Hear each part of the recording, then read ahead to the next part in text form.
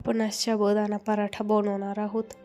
हा पराठा आपण दह्याच्या चटणीसोबतही खाऊ शकतो व बटाट्यासोबतही आपण खाऊ शकतो।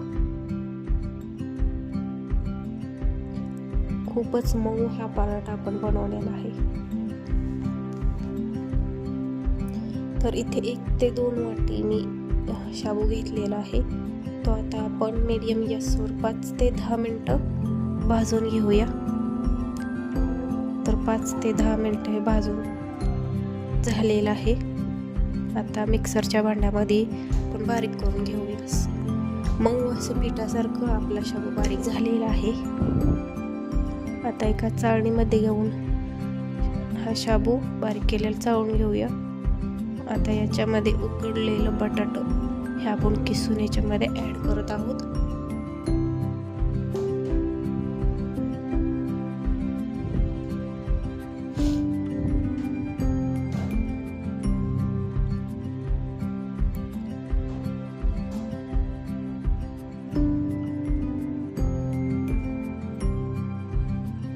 आता याच्यामध्ये बारीक केलेली मिरची आपण ऍड करत आहोत, चवीनुसार मीठ व वरून थोडीशी कोथिंबीर।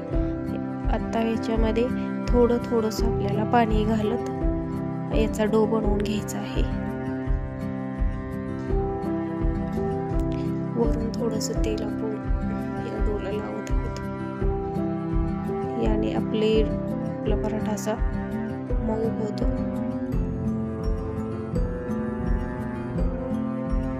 तर मग अशी मी थोडंसं शाबूचं पीठ मी काढून घेतलेलं होतं, त्याच्यावरच आता आपण हा पराठा लाटून घेत आहोत।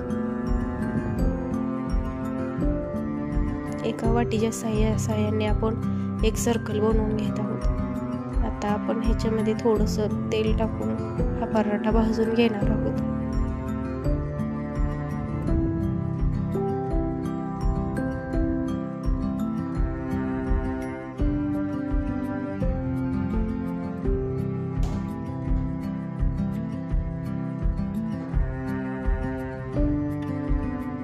तर पराठा रेडी आहे। व्हिडिओ आवडला तर व्हिडिओला लाईक आणि सबस्क्राईब नक्की करा।